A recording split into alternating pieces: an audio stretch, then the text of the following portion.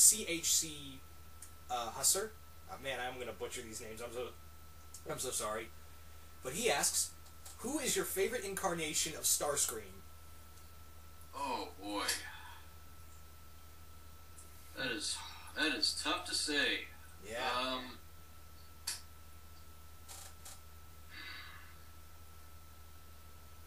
That is really hard for me to say.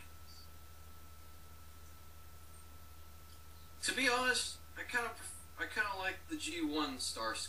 I kind of like the G1 Screamer a little bit more than all the others, simply because he's kind of really entertaining for me to watch. And plus, Chris Latta, his voice was just beyond perfect. Yeah. I have to go, it's something akin to the G1 Starscream, but it's actually the IDW Comics incarnation of Starscream as my favorite. Because that Starscream is so freaking awesome. He's kind of this very in-between character. He's either neither good nor bad. He's very fickle with sides. He's also very he's evil, but he can also be good. And it's interesting because he has some major character development after the whole All Hail Megatron story. And he kind of feels like, yeah, I don't want to be on any sides. I just want to be me. And he also has this amazing, recently he had this amazing conversation with Megatron after he was resurrected. And, wow, and there's just some great dialogue he has. And also, he's also a little more defined. He has reasons beyond saying, wanting to be leader of the Decepticons outside of, oh, I just want power. He has a lot more definitive reasons, like, yeah, he literally thinks he can bring the Decepticons to a golden age, and among other things. Interesting. I haven't actually read any of those comics, but I'd have to say, like, in terms of other Starscreams, I do like Prime Starscream as well. I kind of liked the one from the Transformers animated series as well. Yeah. Armada Starscream was also pretty cool in my opinion. I wasn't really a fan of when Starscream just turns into a good guy. That just felt really unnatural for me. But I liked the Transformers animated Starscream because it kind of felt like the natural continuation of the original G1 Starscream to me. Yeah, and Tom Kenny actually I think he did a really good, in terms of voice. Yeah, he sounded like Chris Latta. He sounded a whole lot like him. He did a really fantastic job. Yeah. So, next question. Oh wait, thank you for that question, CHC. And now we move on to James Fan 1991, and he asks, do you think we'll see Galvatron in the new season of Transformers Prime? They kind of already did away with Unicron, so I don't see how that's possible. Well, I don't know. You know, with anything in this universe is possible. So maybe they could say, like, they inject him with so much dark energy on his body, and they rebuild his body after, you know, Megatron receives a lot of damage, and then he just calls himself Galvatron.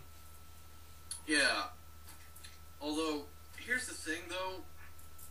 In the Transformers anime shows, the Unicron trilogy, as a lot of people like to call it, whenever Megatron gets turned into Galvatron, he looks exactly the same except his color scheme changes. I really don't care much for that.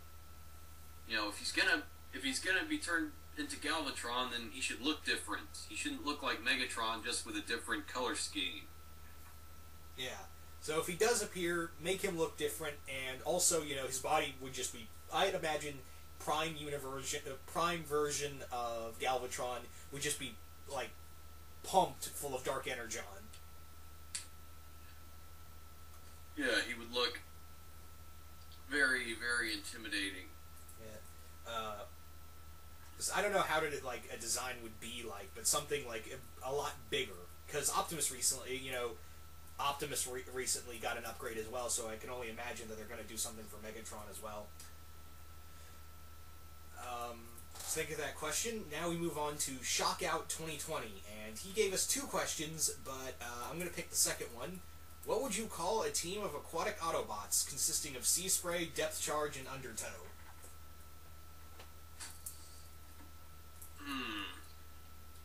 Well, I don't really care much for Seaspray. Depth Charge is cool, but he kind of exists in like the Maximal Predacon timeline. I don't know what I would really call them.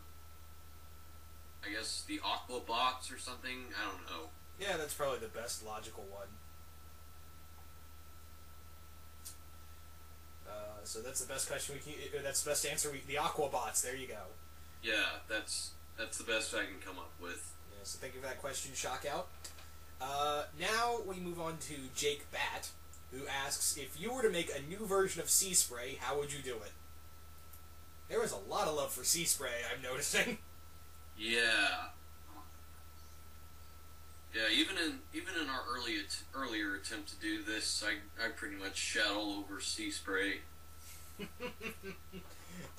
So, Ian, how would you reinvent Seaspray?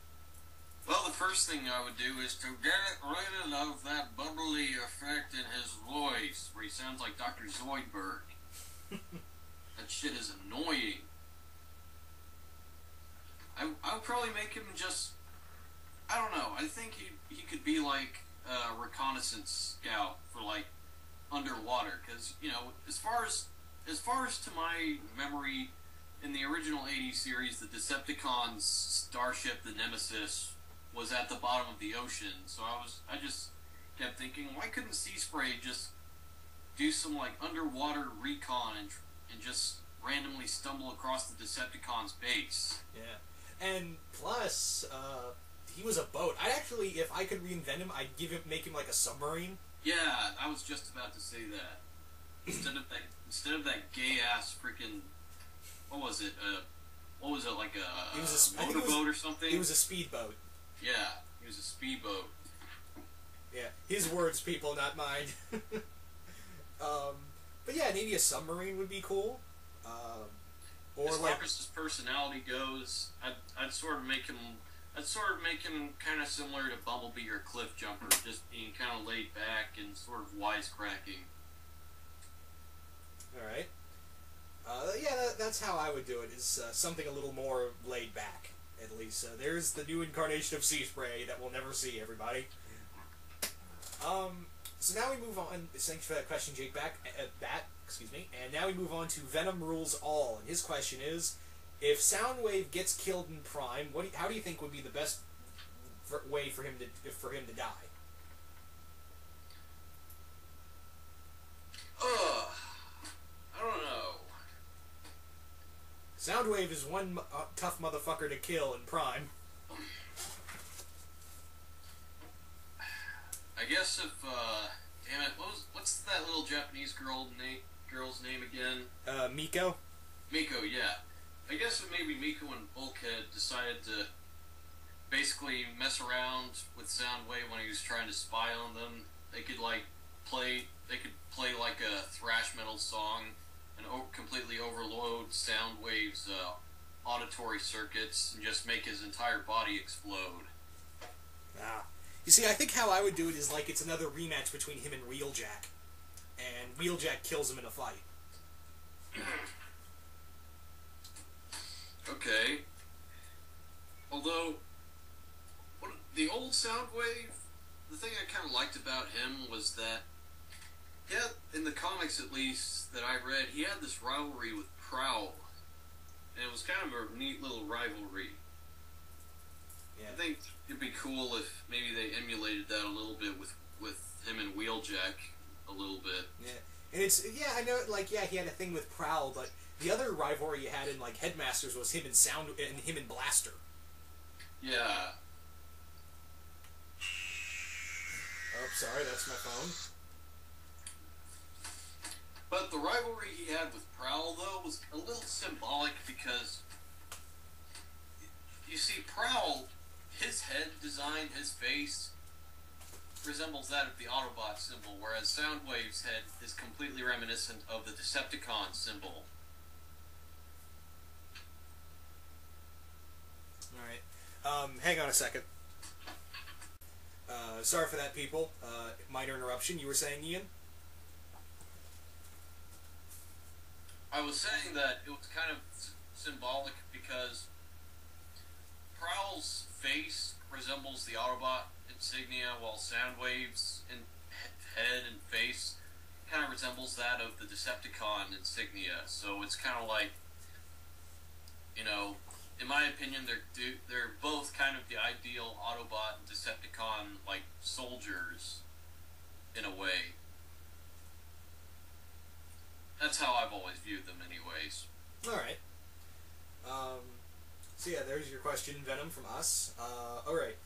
146 Zigzag asks, would you rather see a reboot of the Transformer movies or Transformers 4? A reboot would be preferable, I think. Yeah, a reboot would be nice.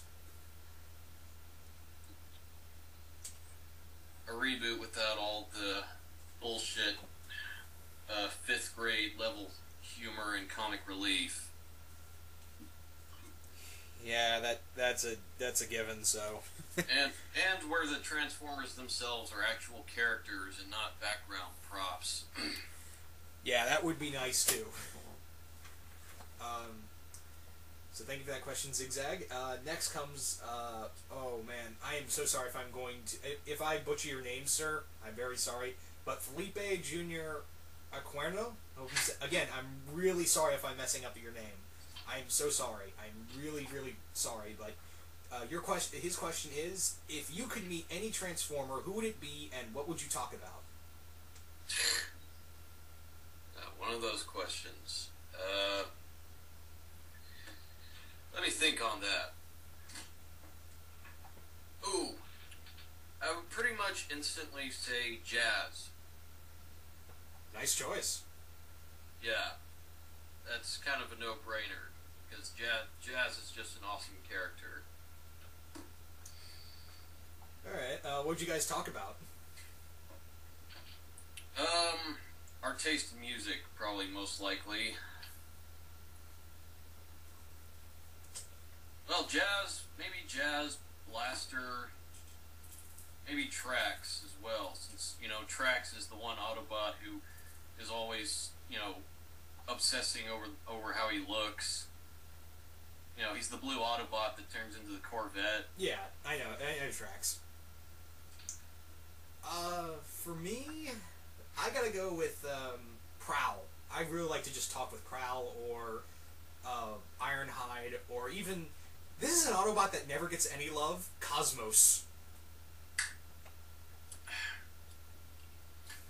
I think that's mainly because Cosmos is a character who has only, like, appeared maybe once or twice in the entirety of the show. Yeah. I'm like, my question would be, are you relevant? Yeah, exactly. Yeah. He only really seemed to do anything important whenever, during that one episode where the Autobots were banished from Earth after Megatron won against Prime in that one-on-one duel.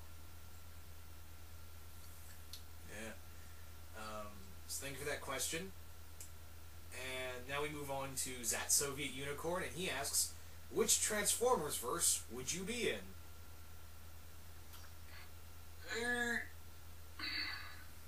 Shit, I don't know. I'm not so sure I'd ever really like to be in any of them. I kind of prefer the Transformers as just being fictional. Yeah. But if you had to, like, choose which universe you'd want to be in.